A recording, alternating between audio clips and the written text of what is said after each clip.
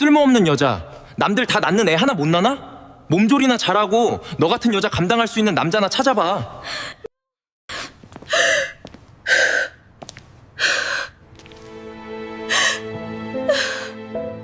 애기 건강하고 자궁문도 잘 열리고 있어. 다른 건 다 있고 안심하고 출산에만 집중해.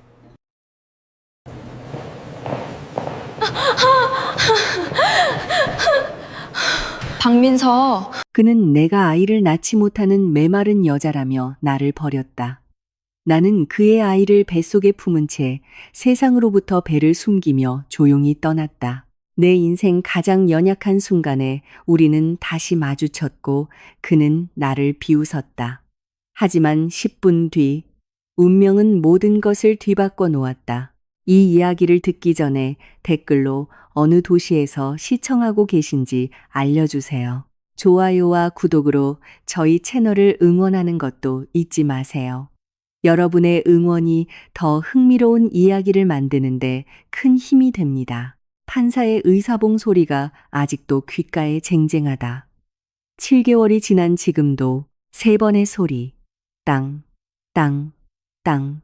짧은 소리였지만 그 파장은 내가 5년간 공들여 쌓아온 가정을 무너뜨리기에 충분했다. 차갑고 퀴퀴한 냄새가 나던 그날의 법정에서 내 신분은 바뀌었다. 나는 더 이상 아내가 아니었다. 그저 고장난 여자로 취급받아 버려진 여자일 뿐이었다. 전 남편 이진혁의 눈빛을 아직도 기억한다. 법정을 나설 때 그의 눈에는 한 점의 슬픔도 없었다. 오직 선명하게 드러나는 안도감 뿐이었다. 마치 자신의 인생을 더럽히던 썩은 쓰레기를 막 버린 사람처럼 그의 곁에는 역겨운 승리의 미소를 지은 채 최유라가 서 있었다. 그 여자는 그의 전 비서이자 내 전 친구였고 이제는 그의 새로운 아내가 될 사람이었다. 우리의 이혼 서류 잉크도 채 마르기 전이었지만 그녀는 부끄러운 기색도 없이 진혁의 팔에 달라붙었다. 몸조리 잘해. 진혁이 그때 말했다. 감정 없는 무미건조한 목소리였다. 네, 그 결점을 받아줄 수 있는 남자 맞나. 나처럼 아이가 꼭 필요하지 않은 사람으로. 그 말은 녹슨 칼이 되어 내 가슴을 천천히 헤집는 것 같았다. 결점. 그는 내가 5년간 임신하지 못한 것을 결함이라고 불렀다. 정작 진혁은 늘 바쁘다는 핑계로 제대로 된 검사를 받아본 적도 없으면서 그는 항상 내가 원인이라고 단정했다. 내가 바로 씨앗을 틔우지 못하는 메마른 땅이라고. 그날 나는 아무 대답도 하지 않았다. 그저 고개를 끄덕이고 쓰디쓴 침을 삼키며 캐리어를 끌고 돌아섰다. 그 배신자들 앞에서 눈물을 보이고 싶지 않았다. 내 자존심은 그들 앞에서 흘리는 눈물과 맞바꾸기에는 너무나 비쌌다. 하지만 신은 참 짙게진 장난을 치셨다. 도시 외곽의 작은 오피스텔로 이사한 지 일주일 후 내 몸에 이상한 변화가 찾아왔다. 아침마다 헛구역질이 났고 가슴은 아팠으며 감정 기복은 롤러코스터를 탔다. 처음에는 이혼 후 스트레스 때문이라고 생각했다. 나는 무시했다. 새로운 삶을 꾸리고 진혁이 준 쥐꼬리만 한 위자료를 메우기 위해 부업을 찾느라 바빴다.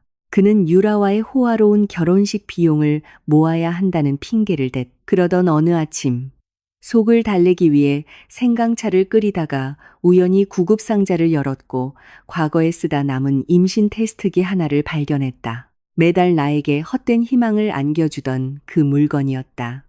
떨리는 손과 회의적인 마음으로 시도해봤다. 3분의 기다림, 내 인생에서 가장 긴 3분이었다. 2줄. 나는 눈을 크게 떴다.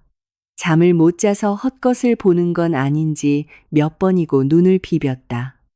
하지만 그 줄은 진짜였다. 선명하고 붉은 2줄, 임신이었다. 진혁의 아이였다. 그가 그토록 염원하던 아이. 그가 다른 여자 때문에 나를 버린 이유가 되었던 바로 그 아이. 세상이 두 번째로 무너지는 기분이었다. 왜 하필 지금? 왜 그가 떠나기로 선택한 이 순간에? 왜 내가 완전히 혼자가 된 지금? 당장이라도 진혁의 집으로 달려가 이 테스트기를 그의 얼굴에 던지며 소리치고 싶었다. 이것 봐. 난 불임이 아니야. 참을성 없었던 건 당신이라고. 유라가 진혁에게 아이를 안겨줄 유일한 여자가 되지 못했다는 사실을 알고 창백해질 그녀의 얼굴을 보고 싶었다. 하지만 그 생각을 접었다. 판결 하루 전 유라가 전화로 했던 말이 떠올랐다. 민서 씨, 주제 파악 좀 해요. 진혁 씨는 대를 이을 아들이 필요해요. 민서 씨가 그걸 못 해주면 그냥 곱게 물러나요. 설령 임신한다 해도 진혁 씨가 민서 씨처럼 지루한 여자가 낳은 아이를 신경이나 쓸 것 같아요. 그리고 내가 만약 진혁에게 이 사실을 알리면 어떻게 될까 상상했다. 아마 아이 때문에 내게 돌아올지도 모른다. 하지만 그의 마음은 유라에게 있을 것이다. 혹은 더 최악의 경우 아이가 태어나자마자 내게서 빼앗아 유라가 키우게 할지도 모른다. 내 피부치가 우리 가정을 망가뜨린 여자를 엄마라고 부르는 상상을 하니 피가 끓어올랐다. 안 돼, 그럴 순 없어. 나는 침묵하기로 결심했다. 임신 사실을 철저히 숨겼다. 헐렁한 옷을 입고 옛 친구들과의 만남을 피했으며 내 과거를 아는 사람이 아무도 없는 새로운 직장으로 옮겼다. 나는 프리랜서 그래픽 디자이너로 집에서 밤낮 없이 일하며 곧 태어날 아이의 분유값과 출산 비용을 벌기 위해 돈을 모았다. 7개월이 고독 속에서 흘렀다. 배는 점점 불러왔고 외로운 밤마다 나의 유일한 친구가 되어주었다. 나는 종종 배를 쓰다듬으며 울었다. 이 폭풍 속에서 태어나야 하는 죄 없는 아기에게 미안해서 엄마가 미안해, 아가. 나는 매일 밤 속삭였다.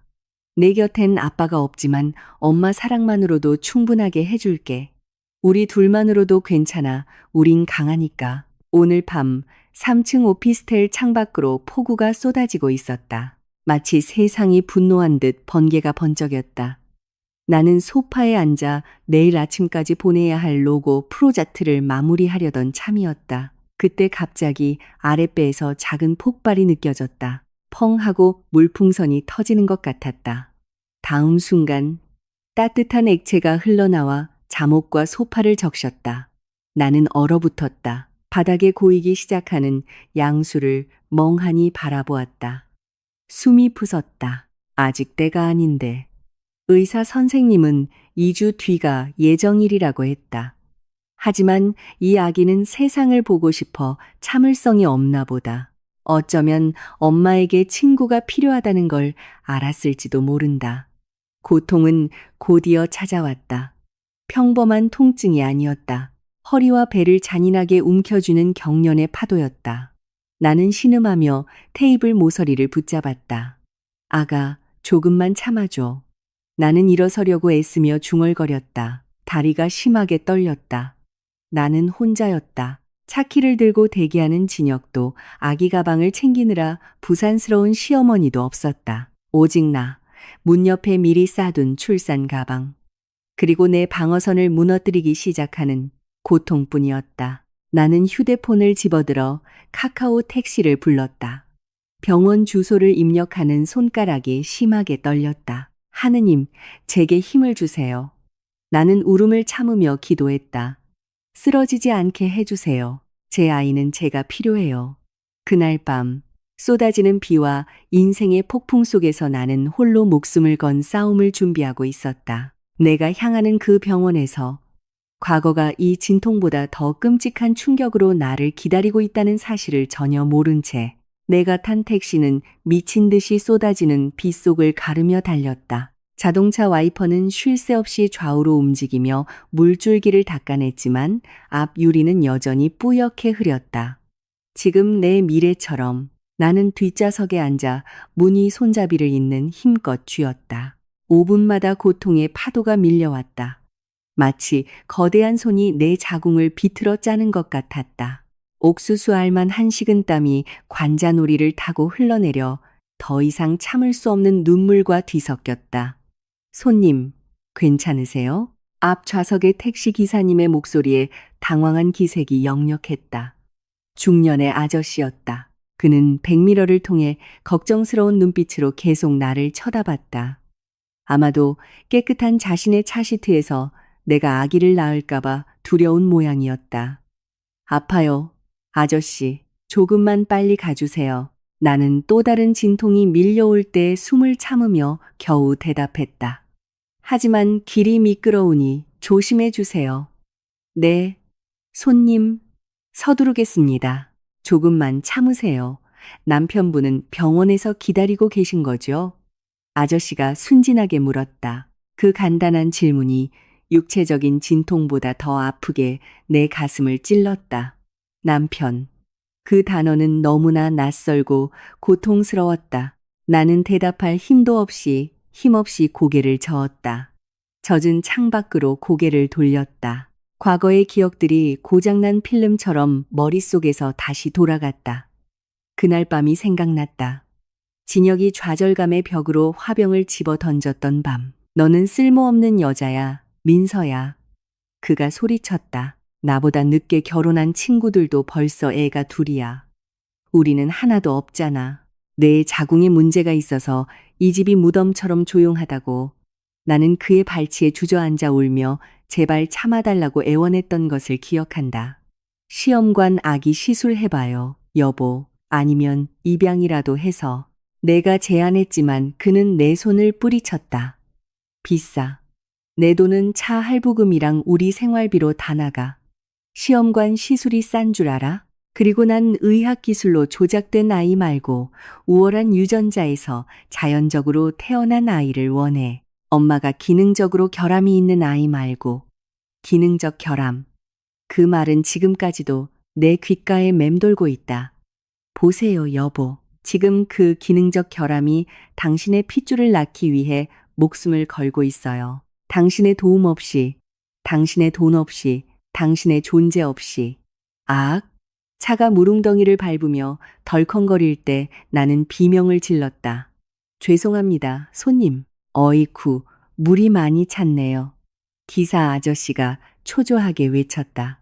나는 코로 길게 숨을 들이마시고 입으로 내뱉었다. 후, 매일 밤 방에서 혼자 유튜브 영상으로 배운 호흡법이었다. 그게 내가 가진 전부였다.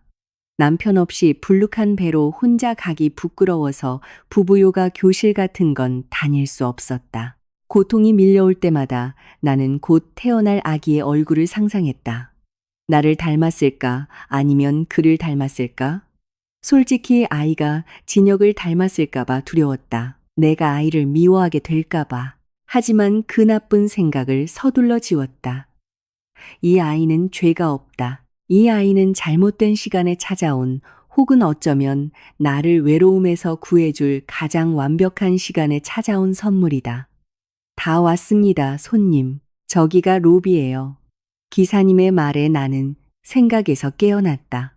차는 꽤 고급스러워 보이는 사립병원 로비로 들어섰다. 환한 불빛으로 빛나는 높은 건물은 내게 희망의 요새처럼 보였다. 나는 일부러 이 도시 최고의 병원을 선택했고 내 모든 저축을 털어 VIP 출산 패키지를 예약했다. 내 아이가 평범한 곳에서 태어나게 하고 싶지 않았다. 진혁 없이도 내가 아이에게 최고의 것을 해줄 수 있다는 것을 스스로에게 증명하고 싶었다. 그의 돈은 필요 없었다. 기사 아저씨는 서둘러 내려서 내게 문을 열어주었다. 로비 지붕이 꽤 넓었음에도 우산까지 씌워주었다. 천천히 내리세요, 손님. 휠체어 불러드릴까요? 그가 친절하게 물었다. 감사합니다, 아저씨. 네, 부탁드려요. 걸을 힘이 없어요. 내 다리는 젤리처럼 변한 것 같았다. 바지와 잠옷은 계속 흘러나오는 양수로 흠뻑 젖어 있었다. 기사님은 입구의 보안 요원에게 달려갔다. 나는 로비 기둥에 기대 숨을 골랐다. 차가운 밤바람이 뼈를 파고들어 몸이 떨렸다. 로비 벽의 큰 시계는 밤 11시 10분을 가리키고 있었다. 로비는 꽤 한산했다. 안내 데스크에 몇 명의 간호사가 있었고 대기실에는 몇몇 환자 가족들이 졸고 있었다. 나는 또 다른 진통이 밀려올 때 잠시 눈을 감았다. 이번에는 더 강하고 길었다. 나는 아랫배를 움켜쥐었다. 조금만 더, 아가. 곧 만나자. 내가 눈을 떴을 때 보안 요원이 휠체어를 가지고 와 있었다. 나는 힘겹게 몸을 앉혔다. 더 이상 내 체중을 지탱하지 않아도 된다는 생각에 안도감이 들었다. 혼자 오셨어요? 가족분들은요? 보안요원이 나를 밀며 물었다. 또 그 질문이었다. 남편은 출장 중이에요. 나는 거짓말했다. 오피스텔 이웃에게, 동네 채소가게 주인에게, 온라인 동료들에게 수백 번도 더 했던 거짓말. 아이고, 저런. 이쪽으로 오세요, 산모님. 분만실로 가기 전에 먼저 원무과에 잠시 들러야 합니다. 그가 나를 자동문 근처의 원무과 데스크로 밀었다. 우리가 원무과 직원이 컴퓨터에서 내 예약 정보를 찾는 것을 기다리는 동안 내 뒤에 자동문이 부드러운 소리를 내며 열렸다. 밖에서 들어온 차가운 공기가 내가 너무나 잘 아는 향수 냄새를 실어왔다. 머스크와 샌다루드가 섞인 향, 내가 마지막 생일 선물로 진혁에게 주었던 비싼 향수 냄새였다. 내 심장이 잠시 뽀섰다. 진통 때문이 아니라 불길한 예감 때문이었다. 아, 자기야, 좀 천천히 가. 이 망할 하이힐 때문에 밝아졌잖아. 한 여자의 교태 섞인 목소리가 로비의 정적을 깼다. 그 목소리, 유라의 목소리였다. 나는 휠체어에서 얼어붙었다. 등이 뻣뻣해졌다. 고개를 돌리고 싶지 않았다. 보안요원이어서 나를 밀고 가주길 바랐다. 하느님, 제발 지금은 아니에요. 이런 비참한 모습으로 그들과 마주치게 하지 말아주세요. 알았어, 자기야. 좀 참아봐. 파티 갈 때 높은 구두 신지 말라고 했잖아. 낮고 굵은 남자의 목소리가 대답했다. 진혁의 목소리, 잠들기 전 사랑을 속삭여주던 그 목소리가 이제는 너무나 낯설게 들렸다. 박민서 산모님, 내 앞에 원무과 직원이 큰 소리로 불렀다. 예약 확인되셨습니다. VVIP 튤립실 맞으시죠? 젠장. 직원이 내 이름을 크게 불렀다. 내 뒤에서 들려오던 발소리가 갑자기 멈췄다. 민서? 진혁의 목소리가 망설이듯 하지만 아주 가까이서 들렸다. 나는 눈을 질끈 감고 내 불운을 저주했다. 천천히 보안요원은 가족이 부르는 줄 알고 휠체어를 돌렸다. 그리고 그들이 거기에 있었다. 단추가 풀린 멋진 정장 차림의 진혁이 나를 멍하니 쳐다보고 있었다. 그의 옆에는 몸매가 드러나는 새빨간 파티 드레스를 입은 유라가 그의 팔에 매달려 있었다. 두 사람의 얼굴은 충격으로 가득했다. 진혁의 시선은 내 얼굴이 아니었다. 그의 시선은 아래쪽, 내 젖은 잠옷 아래로 거대하게 부풀어 오른 내 배를 향해 있었다. 너, 진혁이 떨리는 손가락으로 내 배를 가리켰다. 그의 얼굴은 유령이라도 본 듯 창백했다. 여기서 뭐해? 배는 왜 그렇게 나왔어? 혹이야. 멍청한 질문. 양수가 뚝뚝 떨어지는 채로 산부인과 병원 로비 휠체어에 앉아있는 게 뻔한데 어떤 혹이 양수를 터뜨린단 말인가? 충격에서 먼저 깨어난 것은 유라였다. 그녀가 비웃었다. 경멸이 가득한 웃음소리. 혹은 무슨 혹이야, 자기야. 저기 봐. 다리도 붓고 얼굴도 퉁퉁 부었잖아. 임신했네, 임신. 임신. 진혁은 그 말을 마치 외국어처럼 되뇌었다. 그는 내게 다가왔다. 그의 눈빛은 날카롭고 비난하는 투로 변했다. 누구랑 왔어? 내 새 남편은 어디 있는데? 그는 침을 삼켰다. 그의 눈이 의심으로 가늘어졌다. 설마 너 사고 친 거야? 진통의 고통이 다시 밀려왔다. 이번에는 찢어지는 마음의 고통과 함께였다. 나는 휠체어 손잡이를 꽉 쥐고 전 남편의 얼굴을 쳐다봤다. 이 아이가 그의 아이라고 소리치고 싶었다. 하지만 그의 옆에 거만하게 서 있는 유라를 보고 나는 입을 다물기로 했다. 이제 와서 벙어리 행세야? 진혁이 소리쳤다. 대답해. 누구애야? 이혼한 지 7개월밖에 안 됐는데 배가 그 모양이라고? 그럼 나랑 살 때 바람 피웠던 거네. 와, 대단하다, 박민서. 조신한 척 하더니 싸구려였어. 나는 아랫입술을 피가 날 때까지 깨물었다. 눈물이 흘렀다. 그의 비난 때문이 아니었다. 그가 나를 얼마나 하찮게 생각하는지 깨달았기 때문이었다. 10분. 운명이 이 상황을 뒤집기 전까지 10분만 버티면 되었다. 하지만 인간의 탈을 쓴 이 악마 앞에서의 10분은 지옥에서의 10년처럼 느껴졌다. 10분.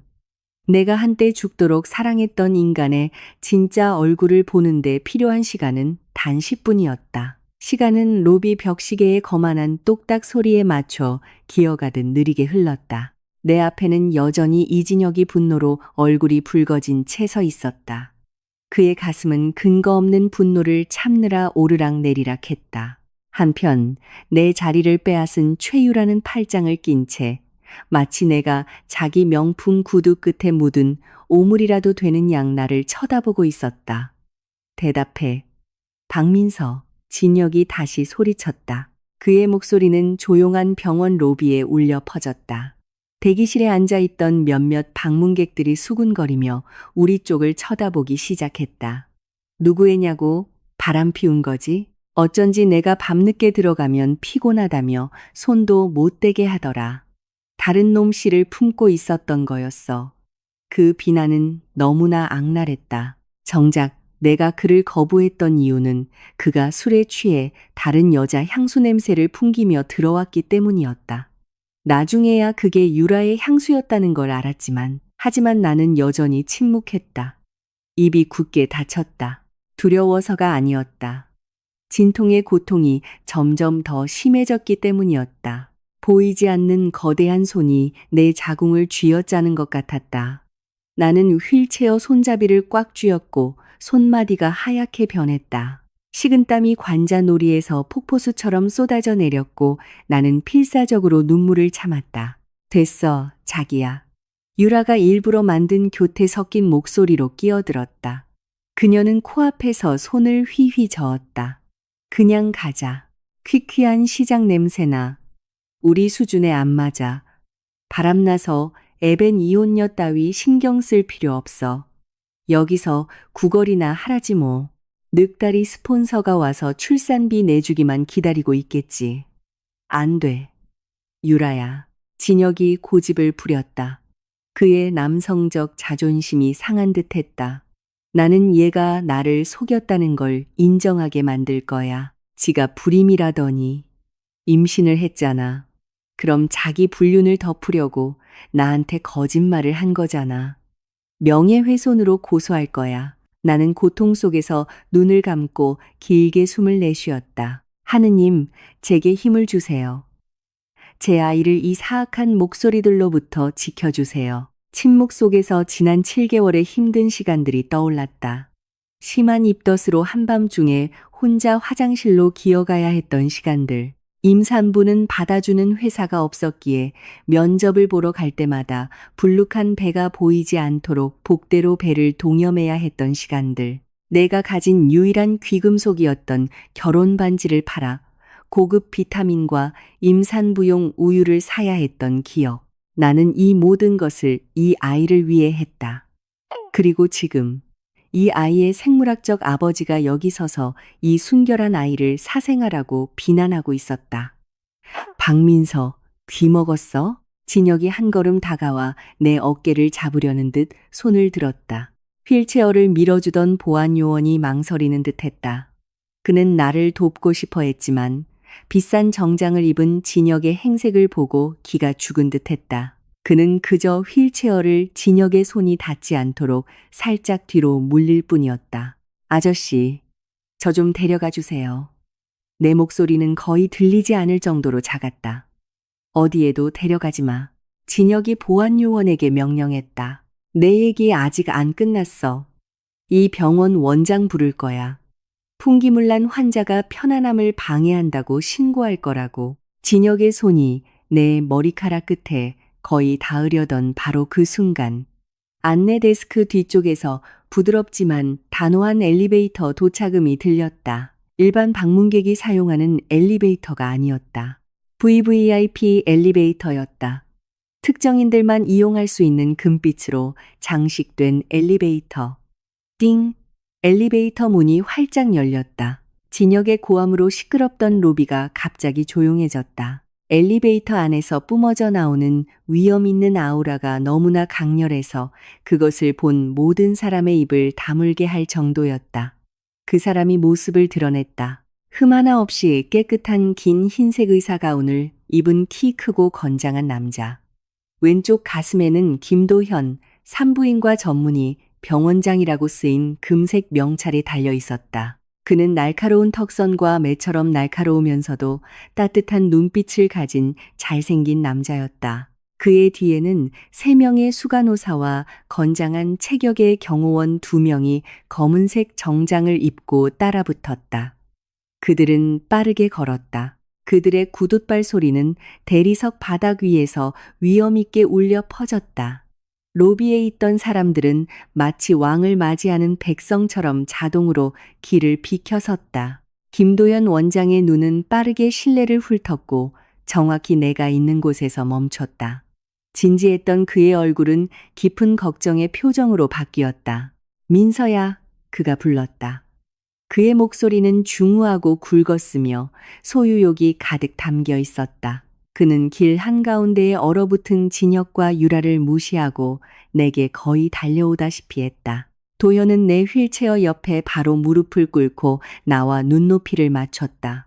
그의 따뜻하고 단단한 손이 차갑고 떨리는 내 손을 즉시 감쌌다. 미안해 자기야, 내가 너무 늦게 내려왔네. 그가 부드럽게 말했다. 방금 전의 위험과는 대조적으로 아주 부드러운 목소리였다. 그는 실크 손수건으로 내 이마의 땀을 닦아주었다. 왜 내 개인 번호로 바로 전화 안 했어? 왜 안내 데스크를 통해서 연락한 거야? 많이 아프지? 나는 도현의 눈을 바라보았다. 그 눈은 지난 7개월 동안 항상 내게 힘을 주었던 눈이었다. 도현은 내 주치의 일뿐만 아니라 어릴 적 친구였다. 내가 진혁을 선택하면서 헤어졌다가 이제는 나의 구원 천사로 돌아온 나의 첫사랑. 아파. 도현아, 양수가 터졌어. 내가 힘없이 속삭였다. 도현은 즉시 일어섰다. 그의 얼굴은 뒤에 있는 간호사들을 바라볼 때 다시 단호해졌다. 이 수간호사, 프레지덴셜 스위트 준비해요. 코드레드, 마취과 의사랑 신생아 팀은 지금 바로 수술실에서 대기시켜요. 응급 상황 대비해서 일반 응급실 거치지 말고 원장 전용 라인으로 이동합니다. 네, 원장님. 간호사들은 일제히 신속하고 재빠르게 대답했다. 아까부터 멍하니 있던 진혁이 마침내 충격에서 깨어났다. 그는 무시당했다고 느꼈다. 하늘을 찌를 듯한 그의 자존심은 다른 남자가 자기보다 더 대단해 보이는 모습으로 전 부인을 만지는 것을 용납할 수 없었다. 어이, 의사 양반. 진혁이 자신의 존재감을 되찾으려는 듯 큰 소리로 외쳤다. 당신 누군데 내 전 부인 몸에 손을 대? 내가 지금 이 여자랑 얘기 중이잖아. 남의 가정사에 끼어들지 마. 도현은 내 휠체어를 밀려던 움직임을 멈췄다. 그는 천천히 몸을 돌려 진혁과 마주섰다. 도현의 눈빛은 차갑고 꿰뚫는 듯 했으며 살기까지 느껴졌다. 그는 진혁을 발끝부터 머리끝까지 경멸적인 시선으로 훑어보았다. 마치 진혁이 자기 흰 가운에 묻은 먼지라도 되는 것처럼. 전 부인? 도현이 무미건조한 목소리로 되물었다. 제가 잘못 안 것이라면 정정해 주시죠. 선생님, 이미 전 부인이라면 당신은 박민서 씨에 대한 그 어떤 권리도 없습니다. 그리고 한 가지 더, 여긴 제 병원입니다. 이곳에서는 환자의 안전이 최우선이고 제 말이 곧 법입니다. 당신은 지금 제 VVIP 환자의 길을 막고 있습니다. VVIP? 유라가 비웃었다. 그 웃음은 어색하게 들렸다. 망상 있으신가 봐요, 원장님? 쟤는 그냥 가난한 이혼녀예요. 방금도 택시 타고 왔다고요. VVIP는 무슨 빚을 냈거나 건강보험 제일 싼 거나 쓰겠죠. 도현은 유라를 상대하지 않았다. 그는 그저 뒤에 있는 2명의 경호원에게 손가락을 까딱했다. 김 과장님, 박 부장님. 도현이 차분하게 불렀다. 이 2사람 제압하세요. 소란을 피우고 우선 환자의 정신적 안정을 방해하고 있습니다. 저항하면 끌어내세요. 계속 소리 지르면 공공시설 내 불미스러운 행위 및 폭력 위협 혐의로 경찰 부르세요. 알겠습니다. 원장님, 거구의 경호원 2명이 즉시 앞으로 나섰다. 그들의 그림자만으로도 진혁은 2걸음 물러섰다. 이게 무슨 짓이야. 손대지 마. 나도 법은 알아. 당신들 고소할 수 있어. 진혁은 경호원의 육중한 팔이 자기 어깨를 잡자 당황해서 소리쳤다. 내 남자 놔줘. 미친 의사 아냐. 박민서, 네가 이 의사 홀린 거지. 유라 역시 끌려나가면서 히스테릭하게 소리 질렀다. 도현은 다시 내 앞에 무릎을 꿇고 뒤에서 들려오는 시끄러운 소리들을 무시했다. 그는 안심시키는 미소를 지었다. 그 미소는 내 고통을 조금이나마 덜어주었다. 저런 쓰레기 같은 소리는 무시해, 민서야. 숨 쉬는 거에만 집중해. 우리 곧 용감한 아기 만날 거야. 그가 부드럽게 말했다. 이제 여기서 나가자. 도현이 직접 휠체어를 잡고 아직 열려있는 금빛 VVIP 엘리베이터로 나를 밀었다. 간호사들이 우리를 둘러싸 보호벽을 만들었다. 엘리베이터 문이 천천히 닫힐 때 나는 마지막으로 아주 통쾌한 장면을 볼 수 있었다. 진혁은 경비원에게 붙잡혀 버둥거리고 있었다. 그의 얼굴은 로비 전체에 구경거리가 된 창피함으로 붉게 달아올라 있었다. 반면 그의 눈은 충격, 혼란, 그리고 두려움이 뒤섞인 채 나를 바라보고 있었다. 엘리베이터 문이 완전히 닫혔다. 바깥 세상의 소음은 순식간에 사라지고 엘리베이터 안에는 마음을 안정시키는 클래식 음악이 흘렀다. 이제 안전해. 도연이 내 손등을 쓰다듬으며 속삭였다. 내 눈에서 다시 눈물이 흘렀다. 이번에는 슬픔 때문이 아니라 벅차오르는 감사함 때문이었다. 10분 전 나는 세상에서 가장 비참한 여자였다. 하지만 지금 나는 여왕처럼 대우받고 있었다. 그리고 더 중요한 것은 진혁의 눈에서 두려움을 보았다는 것이다. 그는 자신이 감당할 수 없는 힘을 가진 상대와 마주하고 있다는 것을 깨닫기 시작했다. 엘리베이터가 부드럽게 멈추며 우리가 병원 건물의 최상층에 도착했음을 알렸다. 이그제큐티브 플로어는 조용하고 마음을 안정시키는 라벤더 향이 났다.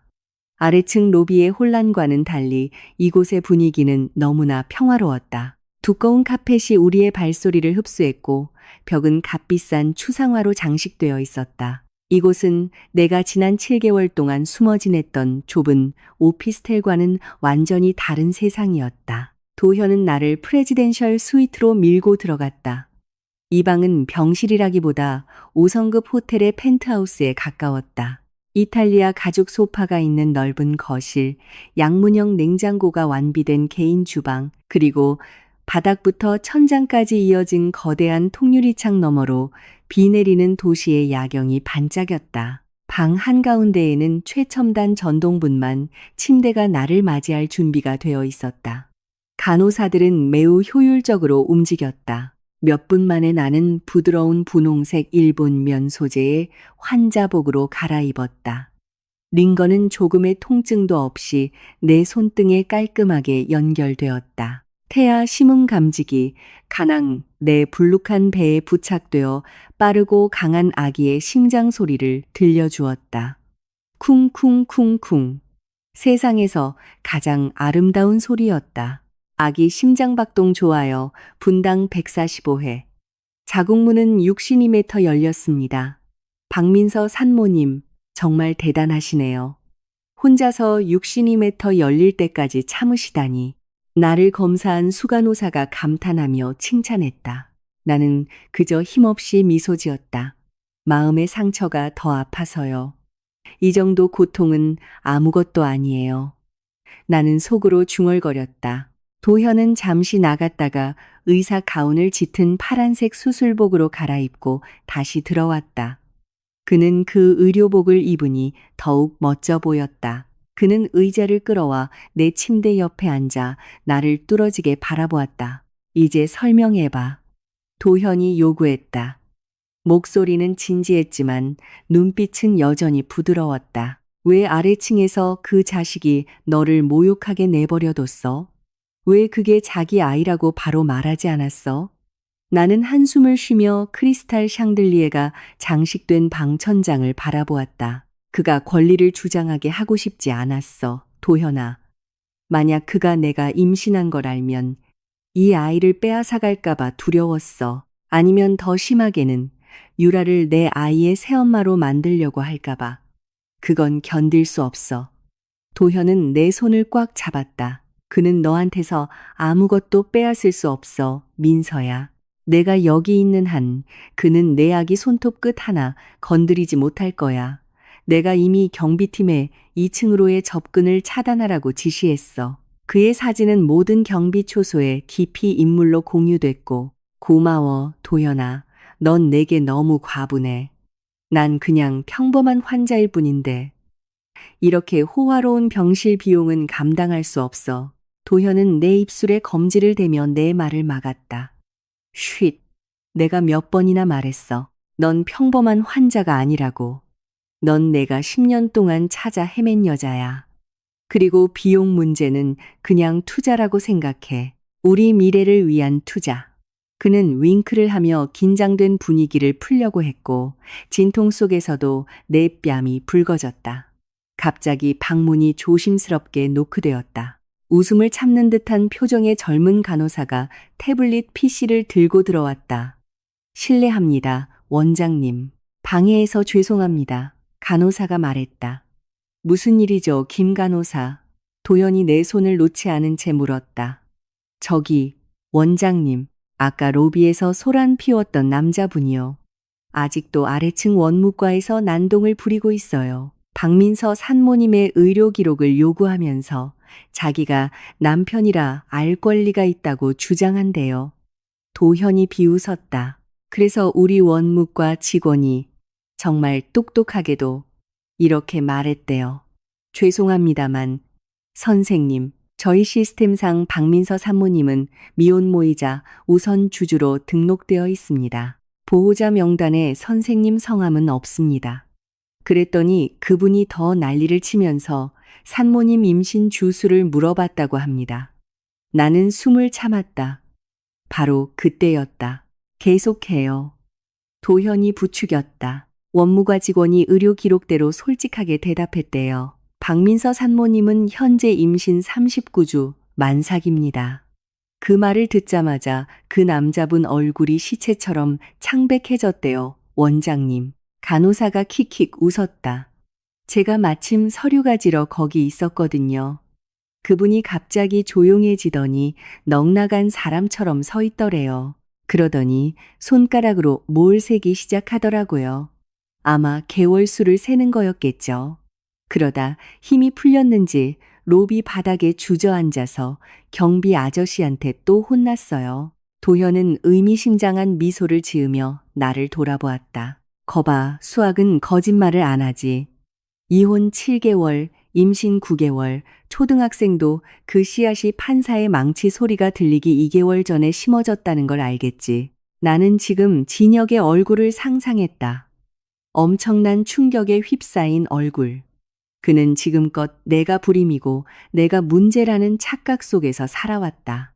그는 더 비옥한 다른 여자와 행복해질 것이라는 확신에 차나를 벌였다. 그리고 지금 사실이 그의 뺨을 세게 후려친 것이다. 나는 임신할 수 있었다. 그리고 곧 태어날 이 아이는 그의 친자식이었다. 형체를 갖추기도 전에 그가 버린 아이. 그 빨갛고 촌스러운 옷 입은 여자는 반응이 어땠어요? 도현이 이 보고를 즐기는 듯 다시 물었다. 아, 그건 더 심했어요. 원장님, 간호사가 신이 나서 말을 이었다. 그 빨간 옷 입은 여자가 오히려 그 남자분한테 화를 내더라고요. 자기야, 뭘 세고 있어. 딴 놈 애가 분명하잖아. 바보같이 굴지 마. 우린 피부과 가려고 온 거지. 당신 전처 뒤치다꺼리하러 온 게 아니라고 소리치면서요. 그러다 둘이 로비에서 엄청 싸웠어요. 옷 잡아당기면서 경비원들 구경거리가 됐죠. 정말 창피하더라고요. 그 말을 들으니 가슴 한편이 아리면서도 통쾌했다. 남의 고통 위에 세운 가정은 결코 견고할 수 없다. 그들은 이제 막 결혼하려 하거나 어쩌면 이미 혼인신고를 했을지도 모르지만 벌써 공공장소에서 서로에게 상처를 주고 있었다. 아래층에서 서로 잡아먹게 내버려둬. 도현이 차갑게 말했다. 김 간호사, 절대 2층으로 올라오지 못하게 해요. 계속 소란 피우면 진짜로 경찰 부르고, 네. 원장님, 간호사가 방을 나갔다. 나는 다시 한번 격렬한 진통을 느꼈다. 이번에는 훨씬 더 강하게 느껴져 긴 신음이 터져 나왔다. 아파, 도현아. 도현이 즉시 긴장했다. 그는 CTG 모니터를 확인했다. 좋아, 진통이 더 강해지고 있어. 자궁문이 더 열렸을 거야. 민서야, 내 말 들어. 넌 여기서 안전해. 아기한테만 집중해. 로비에 있는 그 멍청한 남자는 잊어버려. 그는 그냥 과거일 뿐이야. 내 미래는 바로 여기, 내 뱃속에 있어. 나는 고개를 끄덕였다. 눈물이 눈꼬리를 타고 흘렀다. 이 방음벽 너머에서 나는 보호받고 있었다. 아래층에서는 아마도 진혁이 후회로 무너지고 있을 것이다. 그는 분명 우리의 마지막 순간을 떠올리고 있을 것이다. 나를 불임이라고 비난했던 순간. 나를 이혼하는 대신 안아주었어야 했던 순간. 도현아, 나는 가쁜 숨 사이로 그를 불렀다. 응, 민서야. 나중에 내 아이가 태어나면 네가 이름을 불러줄래.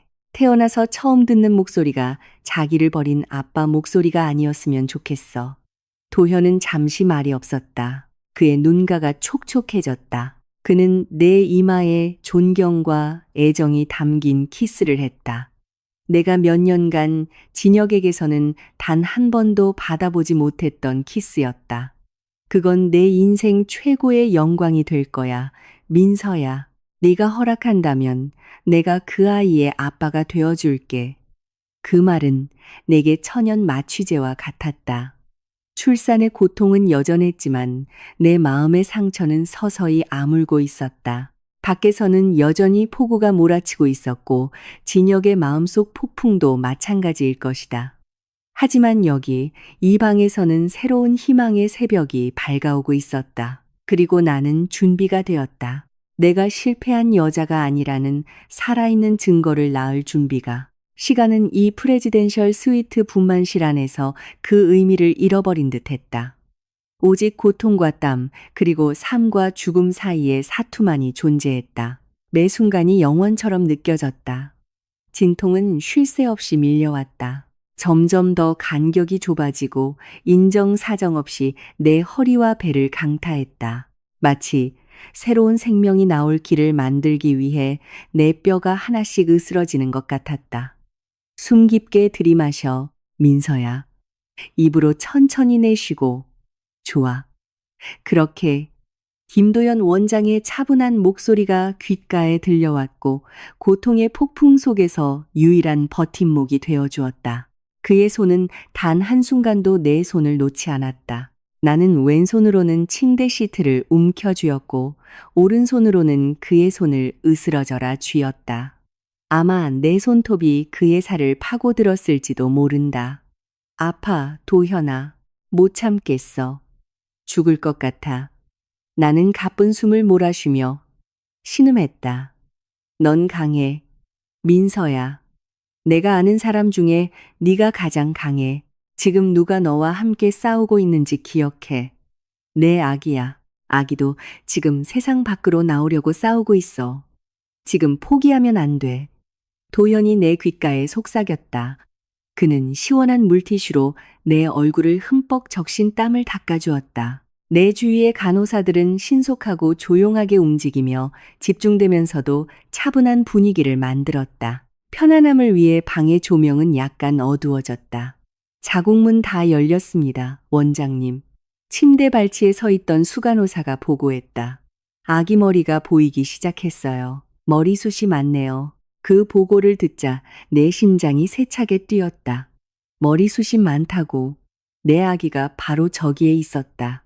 지난 7개월 동안 조용히 숨어 지냈던 아이. 태어나 숨쉬기도 전에 아버지에게 버림받은 아이. 좋아, 민서야. 내 신호에 맞춰서 힘주는 거야. 도현이 자리를 옮겼다. 이제 그는 분만을 이끌 준비가 되었다. 의료용 마스크로 얼굴을 가렸지만 그의 얼굴에서는 나를 믿게 만드는 리더십이 뿜어져 나왔다. 진통이 다시 오면 배에 힘을 모아. 턱은 가슴에 붙이고 눈은 배를 보면서 있는 힘껏 힘을 줘. 목으로 소리내지 말고 아주 변비가 심할 때처럼 아래로 밀어내는 거야. 준비됐지. 나는 힘없이 고개를 끄덕였다. 준비. 됐어. 1분 뒤 거대한 파도가 밀려왔다. 상상할 수 없는 고통이었다. 마치 내 몸이 둘로 쪼개지는 것 같았다. 지금이야, 민서야. 힘줘. 도현이 명령했다. 나는 남은 힘을 모두 쥐어짰다. 나는 길게 힘을 주며 모든 고통과 분노, 그리고 희망을 하나의 거대한 밀어냄에 쏟아부었다. 얼굴이 뜨거워졌다. 목에 핏줄이 붉어졌다. 좋아. 조금만 더. 머리가 거의 다 나왔어. 다시 숨 들이마시고 한 번 더. 나는 다시 또다시 힘을 주었다. 땀이 환자복을 흠뻑 적셨다. 아래쪽이 찢어질 듯 아프고 뜨거웠다. 하지만 상관없었다. 나는 오직 내 아이가 무사하기만을 바랐다. 진혁에게, 유라에게, 그리고 세상에게 내 자궁이 멀쩡하다는 것을, 내가 온전한 엄마라는 것을 증명하고 싶었다. 한 번만 더, 자기야, 어깨가 나올 수 있게 가장 강하게 한 번만 더. 우리의 용사를 위해서 도연이 응원하며 외쳤다. 나는 참았던 비명을 지르며 마지막 에너지를 모두 쏟아부었다. 나를 얕보던 사람들의 얼굴을 떠올리며 그것을 연료로 삼았다. 쑥, 갑자기 엄청난 압박감이 사라졌다. 몸이 순식간에 가벼워졌다. 그리고 다음 순간 그 소리가 방의 정적을 깼다. 응애, 응애, 응애. 그 울음소리, 우렁차고 강하며 울려 퍼지는 울음소리, 생명의 울음소리. 내 눈물이 땀과 뒤섞여 터져 나왔다. 나는 흐느껴 울었다. 어깨가 심하게 들썩였다.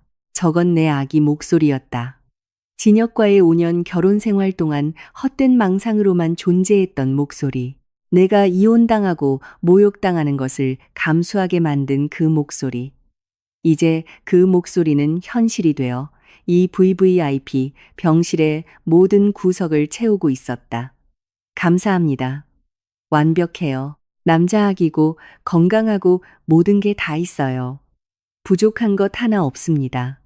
도현이 떨리는 목소리로 말했다. 그는 아직 붉고 피로 얼룩진 작은 아기를 높이 드러내게 보여주었다.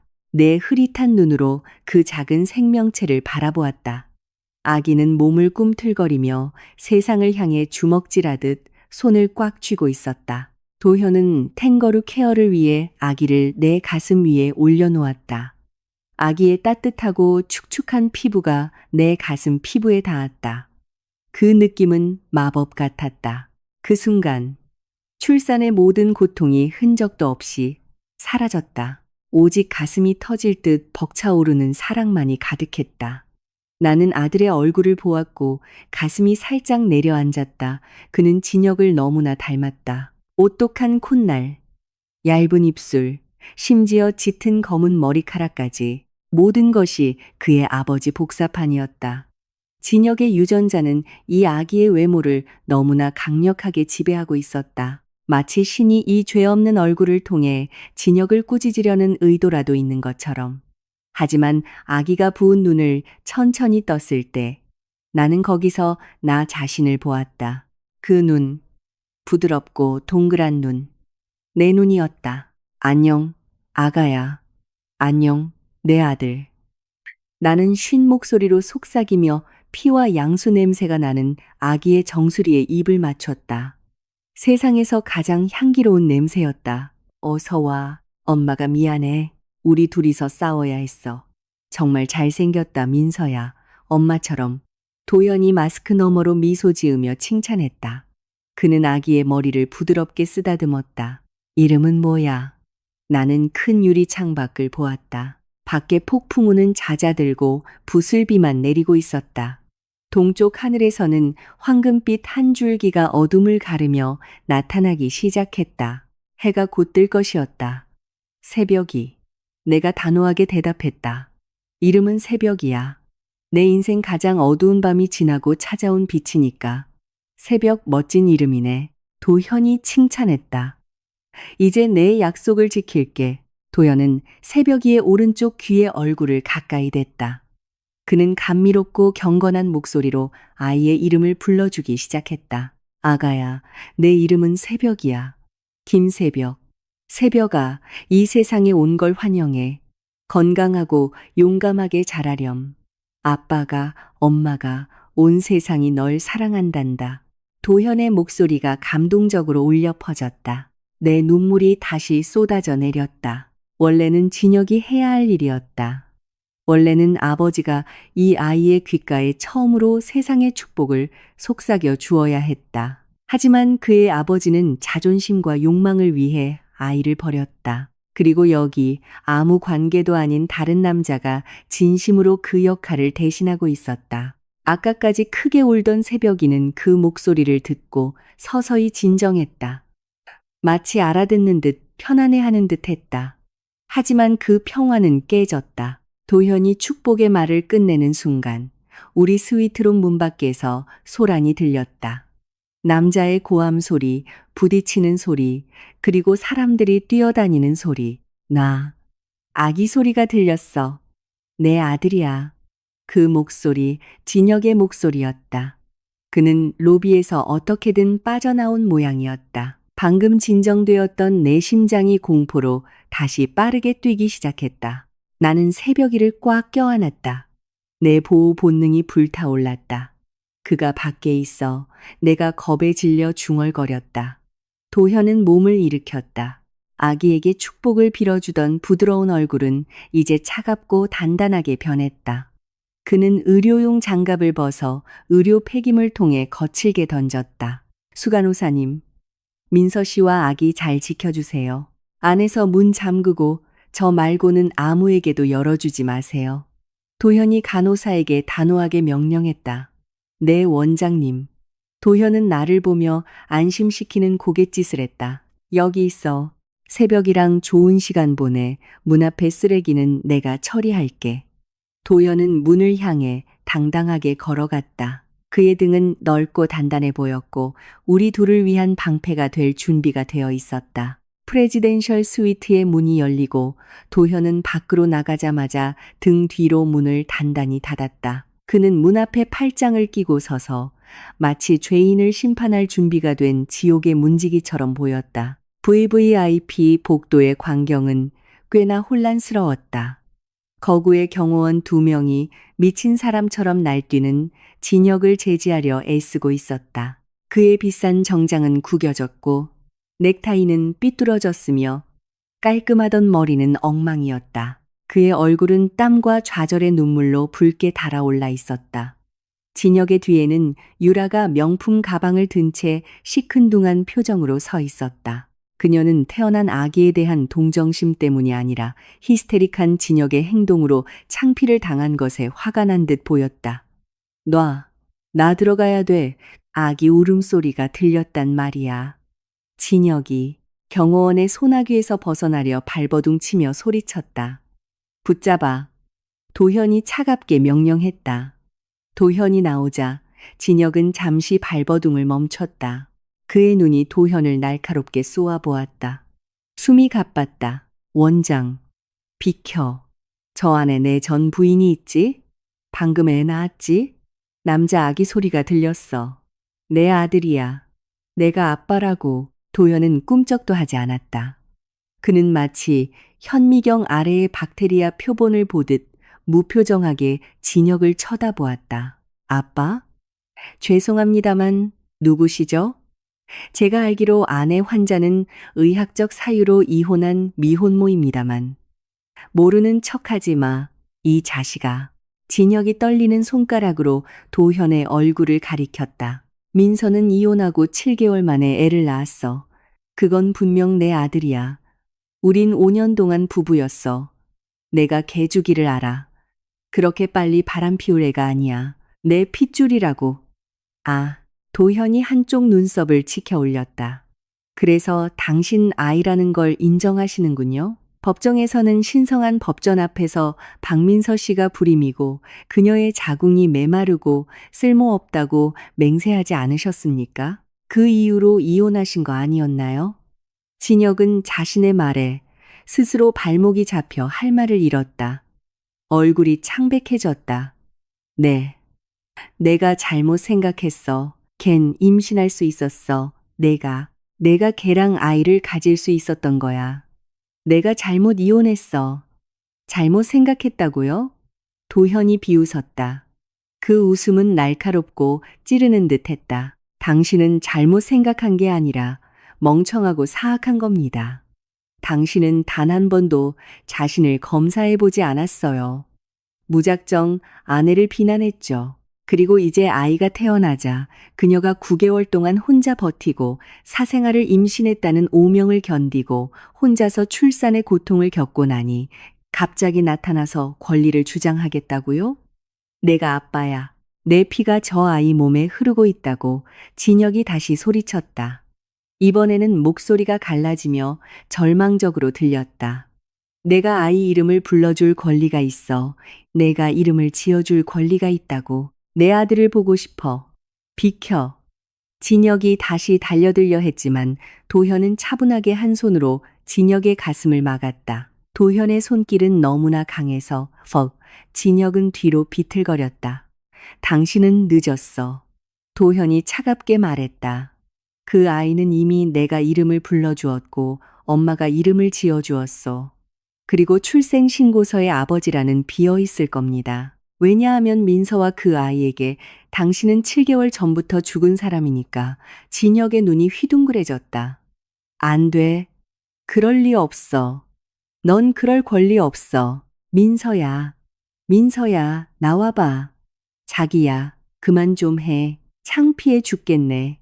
유라가 갑자기 끼어들어 진혁의 정장 소매를 거칠게 잡아당겼다. 뭐 하는 거야? 저 이혼녀한테 빌빌대면서? 걔는 사생아라고. 설령 당신의 애라 해도. 그래서 뭐? 우리 곧 결혼할 거잖아. 저 냄새나는 갓난애 때문에 우리 결혼 깰 거야? 진혁이 유라를 쏘아보았다. 유라야, 넌 몰라. 걘 아들이라고. 내 후계자야. 내가 그동안 얼마나 아들을 원했는데 민서가 내게 아들을 낳아줬다고. 난 걔를 이혼하지 말았어야 했어. 짝. 날카로운 소리와 함께 진혁의 뺨에 손자국이 남았다. 유라가 사람들 앞에서 그의 뺨을 때린 것이다. 미쳤어, 정말? 유라가 히스테릭하게 소리쳤다. 그럼 나랑 결혼한 거 후회한다는 거야? 애 하나 낳았다고 저 촌스러운 박민서한테 돌아가고 싶다고? 그럼 난 뭔데? 난 그냥 도피처였어? 그런 게 아니야, 유라야. 진혁이 붉어진 뺨을 감싸 쥐었다. 하지만 난 아이가 갖고 싶어. 너도 나한테 애 낳아줄 수 있잖아. 잘 들어, 자기야.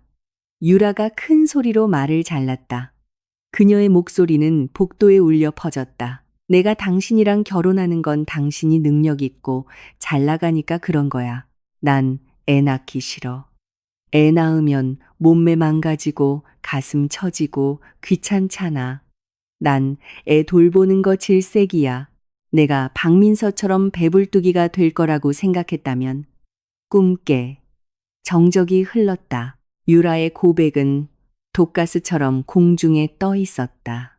진혁은 입을 벌린 채 방금 들은 말을 믿을 수 없다는 듯 유라를 쳐다보았다. 뭐라고? 진혁이 더듬거렸다.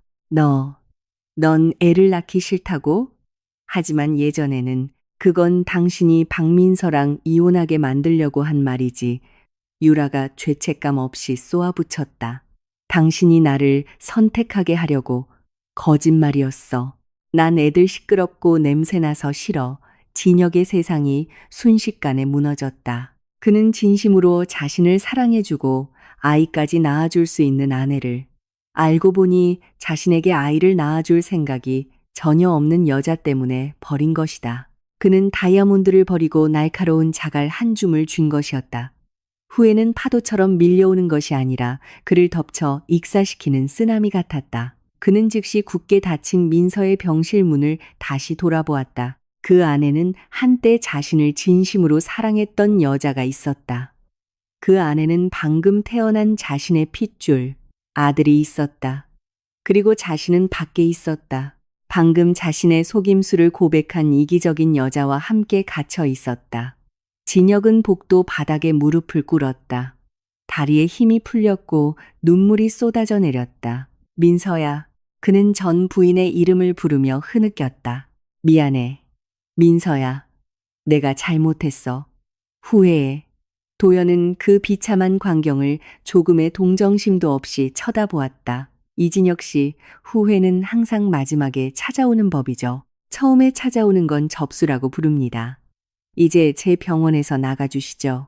제가 공공질서 문란 혐의로 당신들 둘 다 경찰에 넘기기 전에 도연은 경호팀장에게 신호를 보냈다. 팀장님, 이 사람들 쫓아내고 얼굴 블랙리스트에 올려주세요. 주차장까지도 절대 이 건물에 발 못 들이게 하세요. 알겠습니다, 원장님. 두 경호원이 축 늘어진 진혁을 마치 쌀가마니처럼 들어올렸다. 진혁은 여전히 힘없이 버둥거리며 눈은 계속 민서의 병실 문을 향해 있었다. 내 아들, 민서야, 새벽아. 유라는 짜증스럽게 발을 구르더니 끌려가는 진혁을 본체만 채하고 먼저 걸어가 버렸다. 찌질한 남자 같으니라고 이럴 줄 알았으면 다른 스폰서나 찾을걸. 도현은 진혁의 비명소리가 복도 끝에서 사라지고 엘리베이터 문이 닫힐 때까지 그곳에 조용히 서 있었다. 그는 길게 한숨을 쉬고 약간 구겨진 의사 가운을 정리했다. 그는 스위트룸 문을 돌아보았다. 문 뒤에는 그가 지켜야 할 두 생명이 있었다. 그는 이것이 끝이 아니라는 것을 알았다. 진혁은 분명 다시 시도할 것이다. 하지만 도연은 자신의 심장이 뛰는 한 다시는 저 쓰레기 같은 남자 때문에 민서가 눈물 흘리게 두지 않겠다고 맹세했다. 도현은 조용히 문을 열었다. 그는 민서가 평화로운 얼굴로 새벽이에게 젖을 물리고 있는 것을 보았다. 마치 밖에서 아무 일도 없었던 것처럼 민서는 고개를 돌려 그에게 미소 지었다. 끝났어. 민서가 조용히 물었다. 응, 끝났어. 도현이 안으로 들어오며 문을 닫고 대답했다. 잔인한 바깥 세상을 그들의 작은 행복으로부터 영원히 차단하듯 그들은 갔어. 너랑 새벽이는 이제 안전해. 마음속으로 민서는 모든 것을 들었다는 것을 알았다. 진혁의 절규 유라의 고백. 그리고 이상하게도 그리움이나 돌아가고 싶은 마음은 전혀 없었다. 오직 안도감만이 있었다. 그녀는 살아남았다. 그녀와 새벽이는 잘못된 가족으로부터 살아남았다. 그 끔찍했던 폭풍우 치던 병원의 밤으로부터 1년 365일이 흘렀다.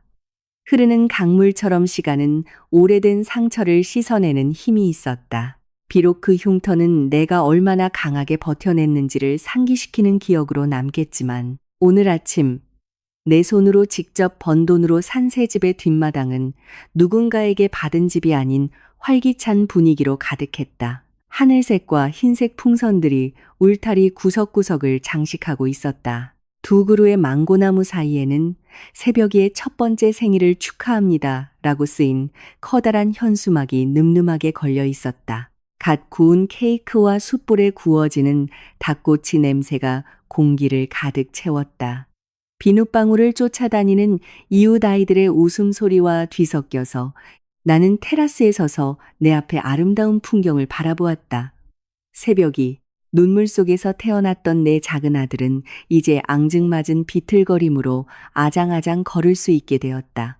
그는 체크무늬 플란넬 셔츠와 미니 청바지를 입고 있어 마치 늠름한 작은 신사처럼 보였다. 짙은 검은 머리카락은 옆으로 단정하게 빗어 넘겨 생물학적 아버지와의 닮은 점을 더욱 부각시켰다. 하지만 새벽이가 웃을 때마다 그의 눈은 초승달 모양으로 휘어졌다. 꼭 내 눈처럼 신은 공평했다. 그가 이 모습을 나눠주어 내가 내 아들의 얼굴을 완전히 미워하지 않게 하셨다. 민서야, 계속 멍하니 있으면 안 돼. 주인공 오기 전에 케이크 잘라야지. 따뜻한 중저음의 목소리가 등 뒤에서 들려왔다. 나는 고개를 돌려 김도현 원장 아니지. 이제는 도현 씨라고 부르는 이 종이 접시 더미를 들고 걸어오는 것을 보았다. 그는 오늘 자랑스러운 의사 가운을 입지 않았다. 대신 편안한 폴로 셔츠와 치노 팬츠를 입었고 소매 사이로 새벽이를 자주 안아주어 다져진 근육이 드러났다. 하지만 내 눈에는 그가 몇 배는 더 멋져 보였다. 누가 멍하니 있대요? 그냥 풍선이 좀 부족한가 생각하고 있었어요. 내가 웃으며 둘러댔다. 도연이 상쾌하게 웃었다. 그는 접시들을 뷔페 테이블에 내려놓고 내게 다가왔다. 그는 망설임 없이 내 허리를 감쌌다. 이제는 너무나 자연스럽고 편안하게 느껴지는 행동이었다. 자기야, 이건 1살짜리 아이 생일 파티지 동네 축제가 아니야. 이 정도면 충분하고도 남아. 저기 봐, 새벽이 엄청 신났잖아. 우리는 함께 마당 한가운데를 바라보았다. 새벽이는 토끼탈을 쓴 광대에게 쫓기고 있었다. 그는 기쁨에 겨워 소리를 지르며 우리를 향해 힘껏 달려왔다. 아빠! 아빠! 새벽이가 특유의 혀 짧은 소리로 외쳤다. 그는 내게 달려오지 않고 도연에게 달려갔다. 그 모습을 보니 내 마음이 따뜻해졌다. 도연은 즉시 무릎을 꿇고 양팔을 활짝 벌렸다. 아빠의 용사 잡혔다. 도현이 통통한 새벽이의 몸을 공중으로 번쩍 들어 올리며 빙글빙글 돌렸다. 새벽이는 침을 흘리며 깔깔 웃었다. 아빠, 비행기. 새벽이가 졸랐다. 알겠습니다, 캡틴. 새벽이 비행기 이륙 준비 완료. 나는 눈가가 촉촉해진 채 그들의 모습을 바라보았다. 지난 1년 동안 도현은 그의 약속을 지켰다. 그는 새벽이의 성장을 지켜보는 의사일 뿐만 아니라 진정한 아버지가 되어주었다. 새벽이가 이가 나면서 열이 났을 때 밤을 새운 것도 그였고 내가 디자인 마감에 쫓길 때 새벽이의 기저귀를 갈아준 것도 그였다. 새벽이에게 걷는 법을 가르쳐준 것도 그였다. 그는 진혁이 채웠어야 할 모든 중요한 순간에 함께했다. 피 한 방울 섞이지 않았지만 도현은 새벽이를 자신의 친자식 이상으로 사랑했다. 갑자기 오토바이를 탄 택배기사가 열린 집 대문 앞에 멈춰섰다. 그는 잠시 주위를 둘러보더니 파티를 지키고 있던 경비원에게 다가갔다. 잠시 이야기를 나눈 뒤 경비원은 낡은 신문지로 포장된 중간 크기의 선물 상자를 들고 내게 다가왔다. 사모님, 택배가 왔습니다. 온라인 배달 기사라고 하는데 보내는 사람은 이름을 밝히지 않고 새벽에게라고만 쓰여 있습니다. 경비원이 보고했다. 갑자기 불길한 예감이 들었다. 도연은 새벽이를 내려놓고 의심스러운 눈초리로 상자를 쳐다보았다. 내가 열어볼게. 그가 보호하듯 말했다. 우리는 상자를 들고 테라스의 조용한 구석으로 갔다. 도현은 조심스럽게 신문지를 찢었다. 안에는 페인트가 약간 벗겨진 싸구려 플라스틱 장난감 자동차가 들어있었다. 중고품이거나 시장에서 떨이로 산 물건 같았다. 그리고 낡고 구겨진 흰색 봉투가 하나 있었다. 나는 그 봉투를 집어들었다. 그것을 열 때 손이 약간 떨렸다.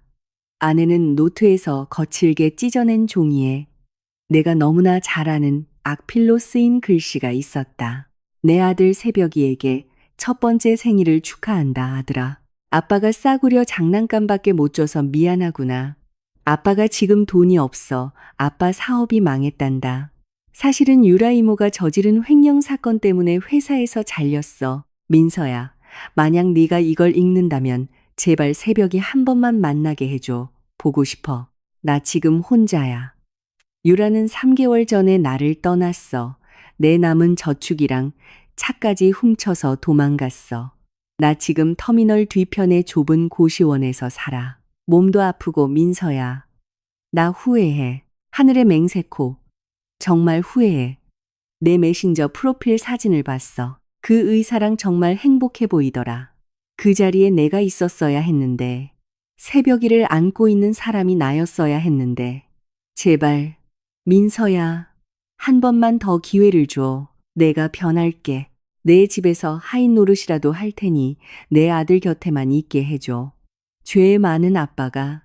진혁, 나는 그 편지를 2번 읽었다. 내가 잘못 읽은 것이 아닌지 확인하기 위해서. 예전처럼 폭발하는 분노는 없었다.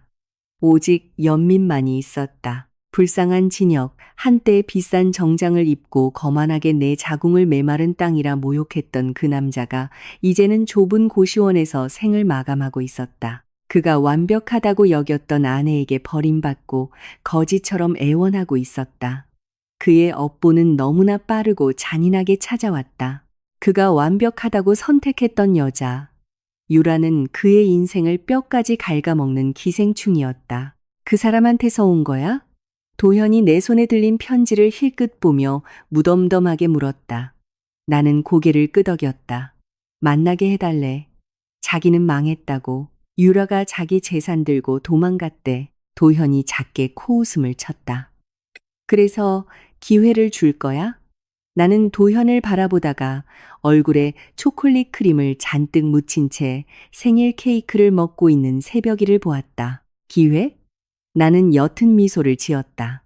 그 기회는 17개월 전 가정법원에서 그가 스스로 걷어찼어요. 그는 새벽이의 아빠가 아니에요. 그냥 우연히 지나간 정자 기증자일 뿐이죠. 나는 그 편지를 작은 종이 공처럼 구겼다. 경비 아저씨, 내가 불렀다. 경비 아저씨가 서둘러 다가왔다. 네, 사모님, 이 장난감은 앞쪽 쓰레기통에 버려주세요. 기부하지 마시고요. 더러워서 세균이 있을지도 모르니까요. 그리고 이 편지는 태워버리세요. 내가 차분하게 명령했다.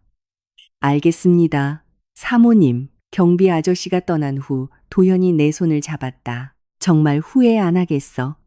독이 든 과거가 내 아이의 행복을 망치게 하고 싶지 않아요.